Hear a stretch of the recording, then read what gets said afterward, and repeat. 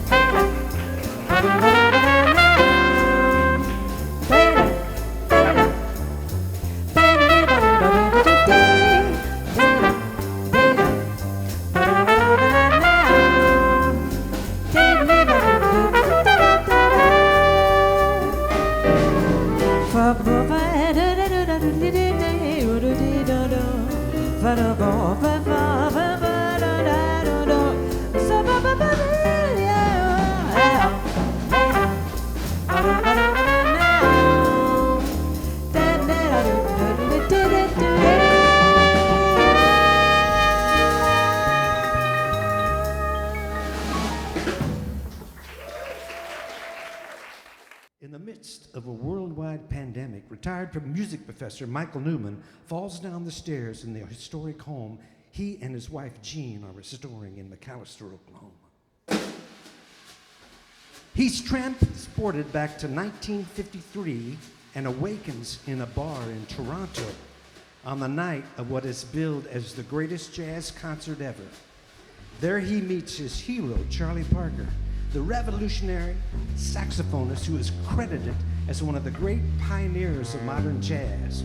Parker's artistic life was brilliant, but cut short at the age of 34 by his addiction to drugs and alcohol.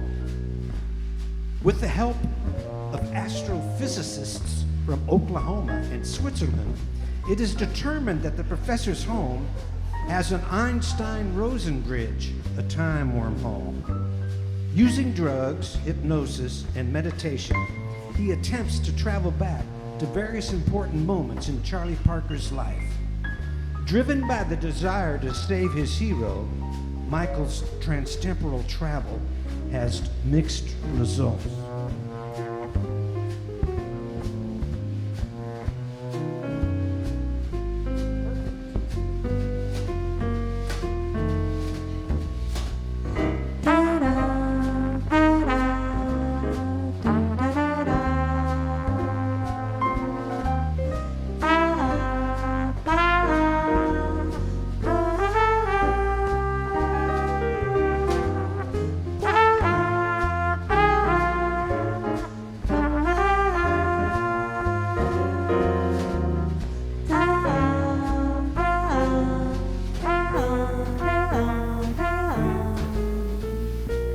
Sweet bird, yard bird, ready to fly.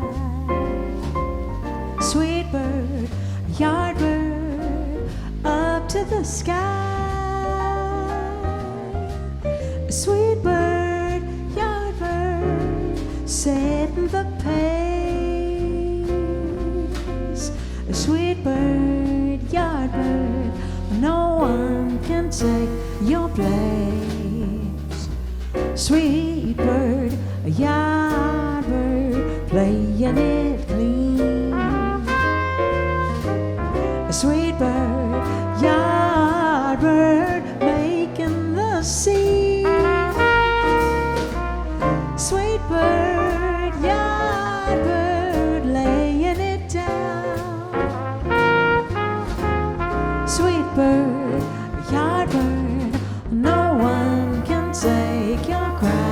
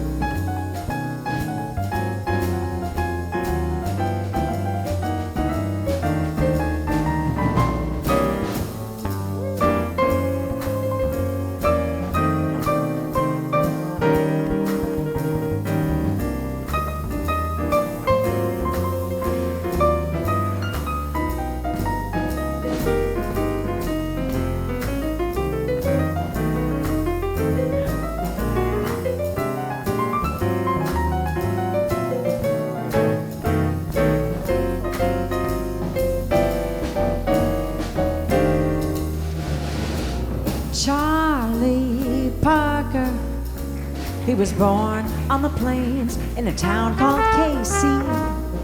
Charlie Parker was playing with fire. He set music free. Listen to him, he'll show you the key. He's gonna lay it all down. Sweet bird, yard bird, no one can take his crown. Well, Charlie Parker, he first got well known in a place called Kansas City. Charlie Parker played the alto saxophone, played it mighty pretty, make you listen, listen to him, he's laying it all down. The music's all around. Sweet bird, yard bird, no one can take his crown. No one can take his crown. No one can take his crown.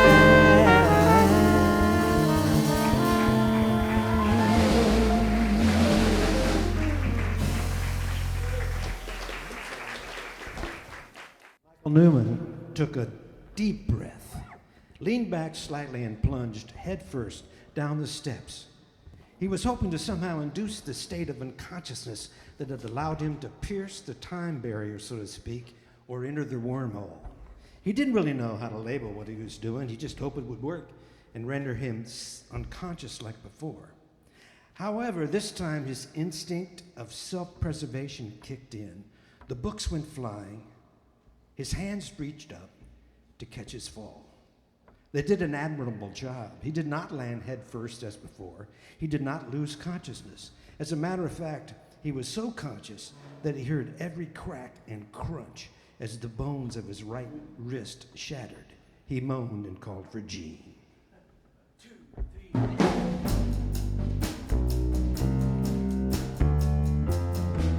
The pain was the worst he had ever experienced. And after McPherson, the doctor, set the arm in a cast and offered to give him something a bit stronger, Michael didn't hesitate. Page 2. He listened carefully as the doctor explained the dosage instructions and the possible side effects. When he got home, he watched TV for a bit, grimacing with pain every few minutes. After Gene had gone to bed, he went to the kitchen, poured a large glass of red wine, and drank it down. He took 2 pills out of the bottle of OxyContin. The label read, "For pain as needed, but not to exceed 1 pill every 8 hours. Do not take with alcohol." He washed them down with a second glass of wine and walked to the stairway.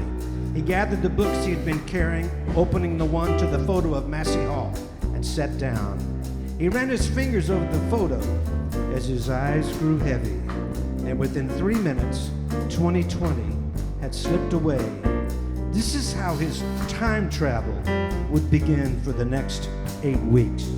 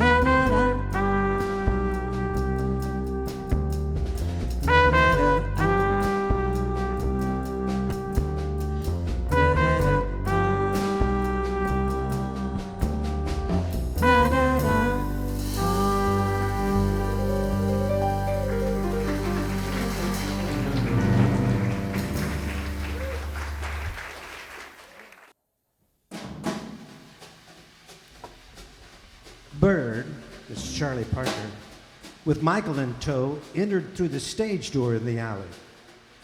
They went down a hall that led to a green room where the quintet had gathered. Bird walked to a saxophone case, opened it, and frowned at the plastic alto. He had left his instrument in New York. He gently put the curved neck into the body of the horn, lining it up as he held it at arm's length. Seemingly happy with the alignment, he tightened the screw that would secure it. He pulled a mouthpiece from his pocket, removed first the cap and then the reed. He put the reed into the mouth, and his fingers tested the keys on the horn. Once the reed was suitably moist, he placed it on the mouthpiece, squinting to make sure it was in the correct location. When the entire mechanism was assembled, he blew a very loud flourish of notes, a chromatic scale starting in the middle, sliding up to the highest register, then descending to the lowest note on the horn. It squawked. He frowned. He pulled the instrument up so he could see the keys on the bell. He tapped on the last pad and then played the scale again. Michael watched him in amazement. He had seen reed men do this routine time and time again. But somehow, watching the world's greatest reed man do it, it seemed almost elegant, like a ballet.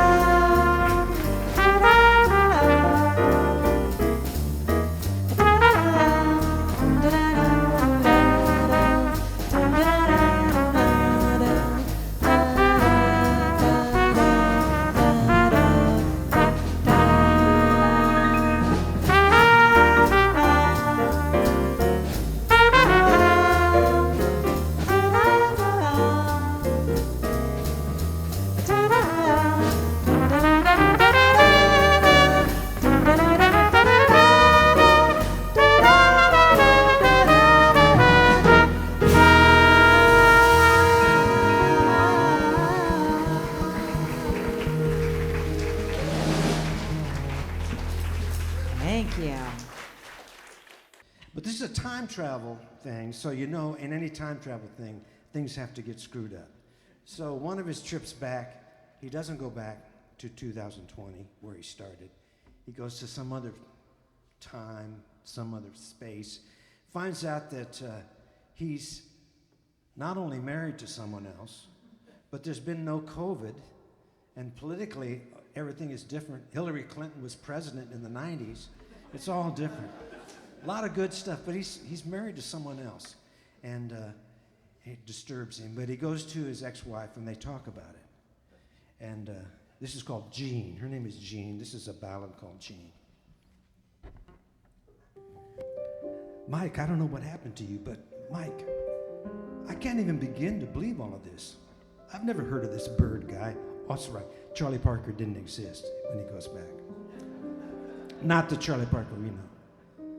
After you quit gigging in Omaha, it seemed like you got more into classical music. That was your thing, Mike. You sold your trumpet 15 years ago. You need help. I love you, Gene, always, since I first saw you. Michael, it's too late. We can't go back in time and change things. Actually, Gene, I think I can.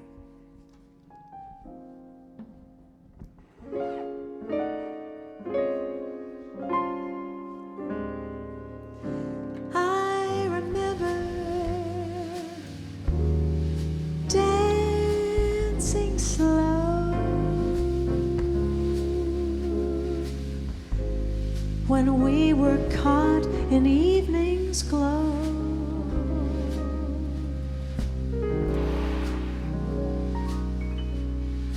Or was I only dreaming of fireflies in June and lilacs in bloom?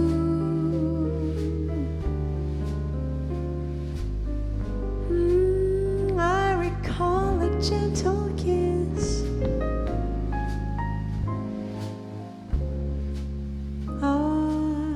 Perhaps I am remiss.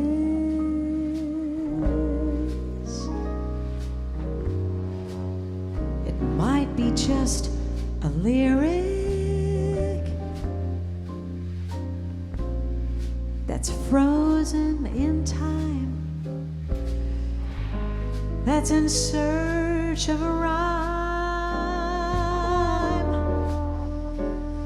The sky was blue and white, and you were by my side.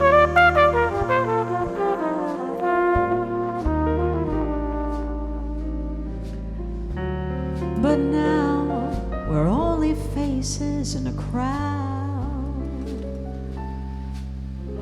distant stars hidden by clouds. Now all the joy that's in the past, oh, it seems just like a shadow that's fading fast. Or maybe I'm mistaken, and somehow you remember it too.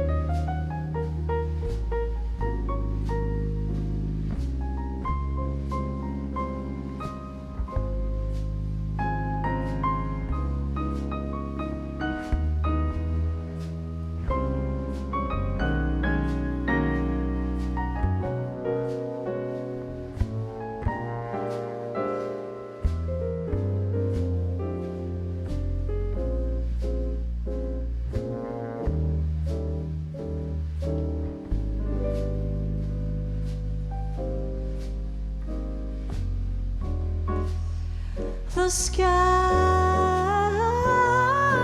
was blue and white, and there you were by my side.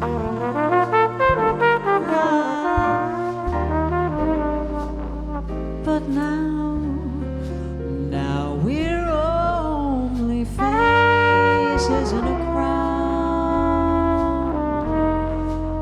like distant stars hidden by clouds. When did the world turn upside down? And when did your smile turn and become a frown? Am I just a stranger, a shadow in the mist, remembering a kiss we never knew?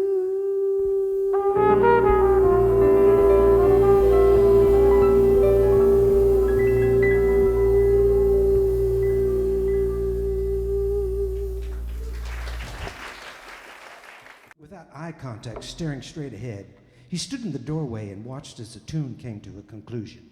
Everyone turned in his direction. "What are we playing, Bird?" the pianist asked. "Cherokee," he said softly, and then without warning began playing lines at a ferocious tempo and a tremendous volume. It filled the entire house. Don, the drummer's eyes were saucers. He frantically reached for his brushes, and with a loud whap on the snare, he joined in with a beat reminiscent of a freight train highballing down the tracks. Bird's eyes closed, and while before his playing had been playfully interactive with the others in the group, now there was only a fierce determination as he was trying to outrun everything and everyone in his path. Michael had never heard anything like it, and it confirmed his suspicion that the recordings of Charlie Parker had never really done him justice.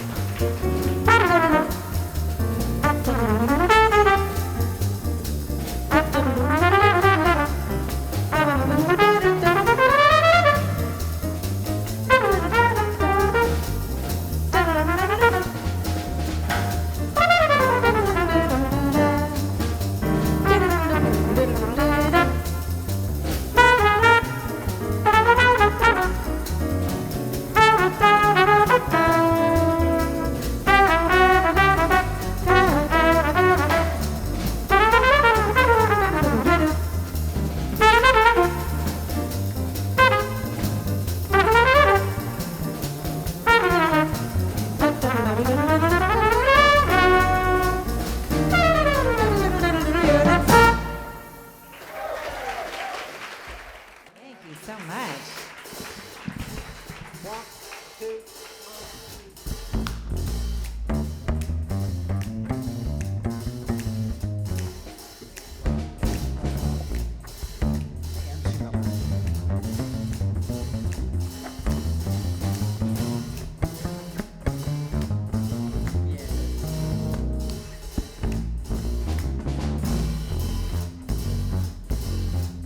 We've enjoyed playing for you. Let's have a nice hand for Michael Baylock on the bass.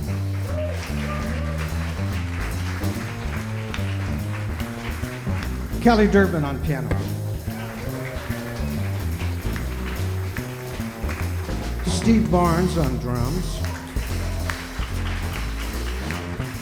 Rosana Eckert, the great Rosana Eckert on vocals. Yours truly, Mike Steinel. We're gonna stick around. I got some books to sell if you want. This tune's called Musser's Ozark Resort. The Ozark Resort was where Charlie Parker at 16 played a gig, and after the gig, kind of feeding back here, after the gig, had a car wreck, and he was treated with morphine, and that started the whole thing. So my character goes back to 1946 from the last chapter, and it's kind of fun. It's called Musser, Ozark Resort.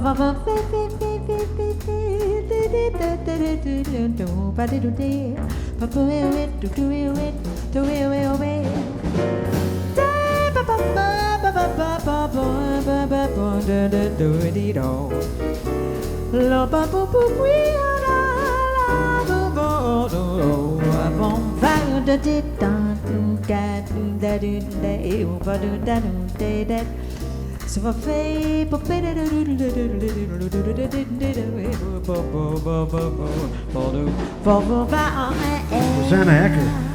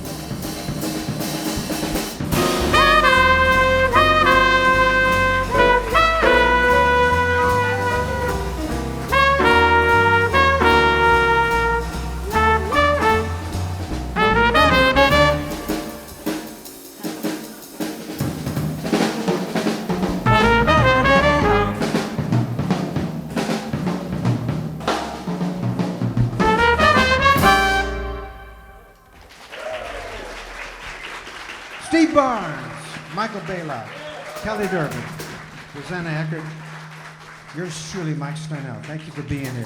We've enjoyed it. Thanks, y'all.